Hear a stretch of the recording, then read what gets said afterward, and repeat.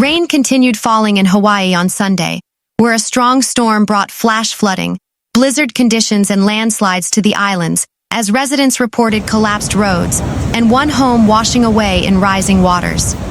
Flash flooding has been a major problem in recent days in places such as Maui, Molokai, and the Big Island, where rain had been falling between 1 and 2 inches, 2.5 and 5 centimeters, an hour overnight, according to the Hawaii Emergency Management Agency. According to the National Weather Service, the worst of the storm has passed, but the rain isn't finished yet. A flood watch is still in effect for Maui County and Hawaii Island, as well as a wind advisory for those areas, and flash flooding warnings remain in effect until Sunday night. Winds this strong can make driving and walking dangerous. The winds can forcefully open doors and damage hinges or slam doors shut, possibly causing injuries, according to the NWS forecast. Richard Bisson, the Maui County mayor, said in a social media post late Saturday that some areas of Maui had received more than 20 inches, 51 centimeters, of rain in the previous 24 hours. PowerOutage.us, which tracks outages nationwide, reported more than 35,000 electric customers in Hawaii without power as of midday Sunday. We're seeing flooding, landslides, sinkholes, debris, and downed power lines across the county, he said. Expressing gratitude in the Hawaiian language, the mayor added, "Mahalo for continuing to look out for one another." Footage incorporated into the mayor's video showed washed out or collapsed roads, a car stuck by floodwaters and raging waterways. National Guard and fire department workers have made multiple floodwater rescues, Bisson said.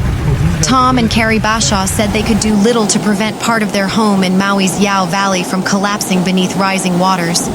On Friday, the waters force starting overtaking nearby trees. When we lost the mango and monkey pod, we started throwing stuff in bags and packing up, Tom Bashaw told Hawaii News Now. They returned on Saturday morning and the whole backside of the house was gone, he said. The Kona storm, so called because it is created from winds coming from the Kona, or westerly direction, brought snowfall to the highest peaks with reports of up to 20 inches on the Big Island's highest summits. On Mauna Kea, snow and ice on the NASA cameras there caused them to stop functioning on Sunday. Jesse Wald, a Maui resident and real estate broker who recorded video of a coastal road's collapse on Saturday, said other parts of road were flooded out by mud and sediment. "In the 20 years I've been here, I've never seen this much rain," Wald said.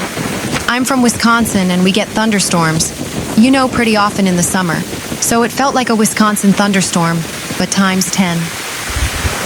Maui Emergency Management Agency Deputy Administrator Kono Davis said flooding in Kīhei is common, but this storm created a more serious problem after stormwater undermined parts of South Kihei Road.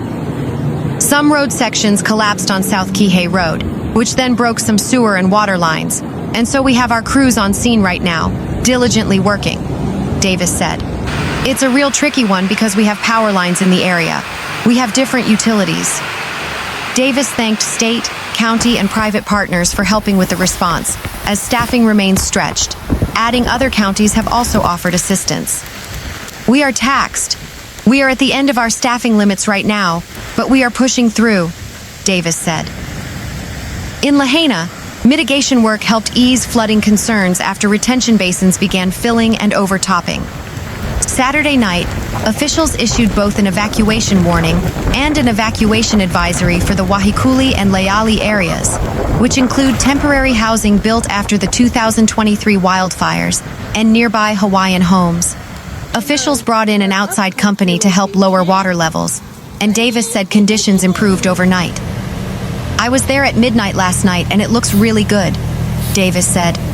"The water levels were down and today there's no rain in Lahaina, so we're confident that that issue is a non-issue now." Other parts of the island, including upcountry and areas along the road to Hana, also saw significant impacts as landslides and fallen trees blocked key roads and infrastructure and contributed to power outages.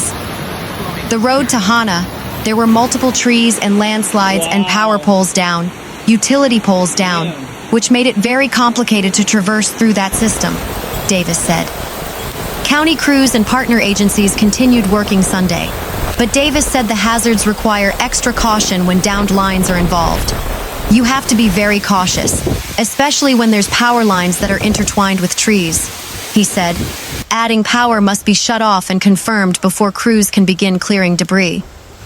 Daniel Baralt has lived in South Maui for more than 20 years, but when he walked out of his apartment at Haleakala Gardens in Kīhei early Saturday morning, he couldn't believe Kūlani Street had turned into a roaring river. It's just total chaos, he said.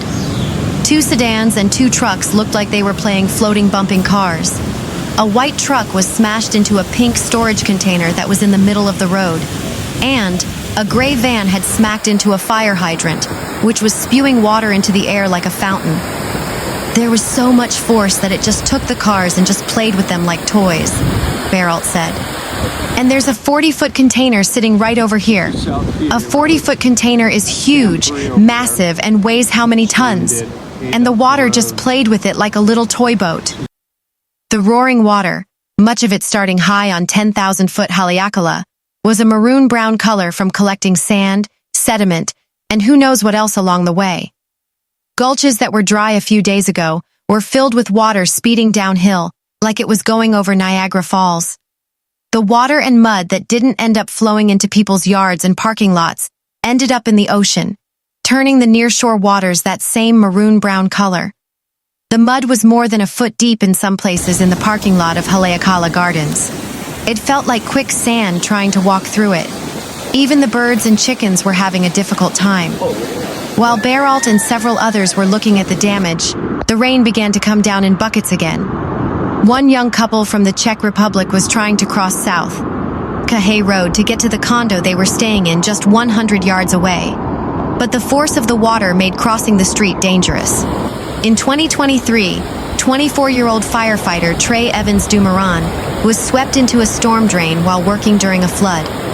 He was retrieved 800 yards away from where the storm drain ended near the shoreline at Līpoa Street, just across the street from where the couple was standing. Evans Dumoran would die 8 days later in a hospital from his injuries. The visitors who spoke limited English walked away not knowing what to do. On Saturday morning, many areas of South Kihei Road were impassable, although many vehicles tried. One Jeep was so stuck in mud it was just left abandoned at the north end of the road, while another car was across the street in a ditch. The rain continued most of the day with the winds picking up. By mid-afternoon, Kalama Park was a maroon-brown pond.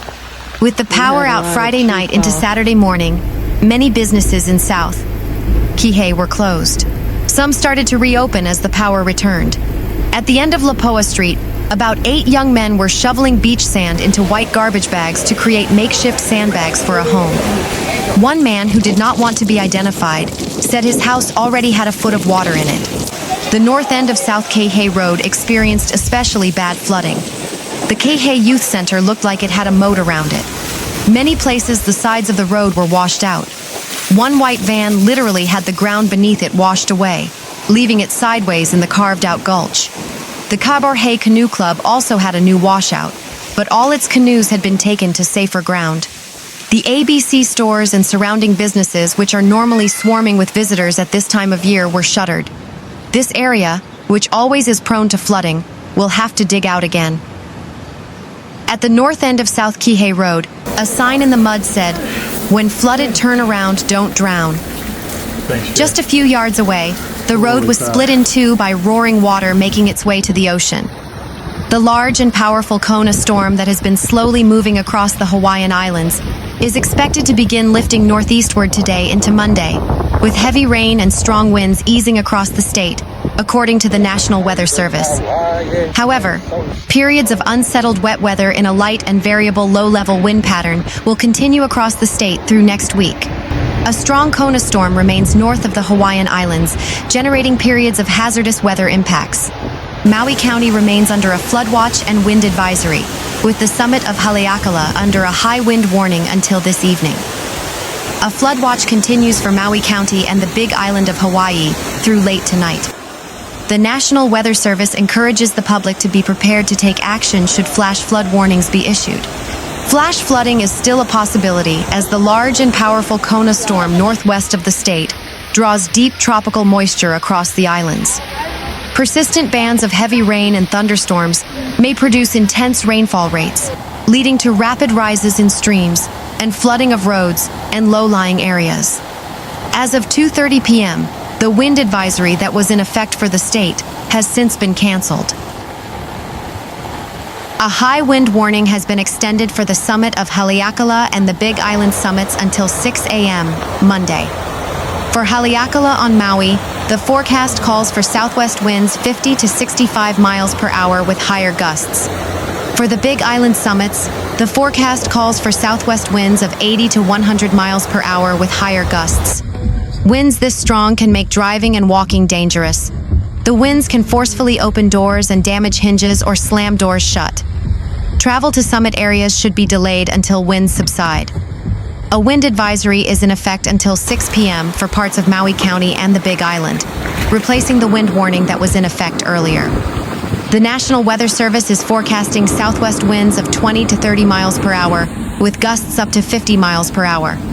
Winds this strong can tear off shingles, knock down tree branches, blow away tents and awnings, and make it difficult to steer, especially for drivers of high-profile vehicles. The public should watch out for falling tree branches when walking or driving.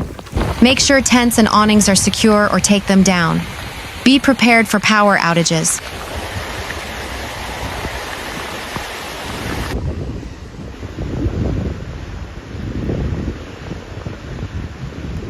Through the Alawai, get his exercise, and all that mud. What a donuts.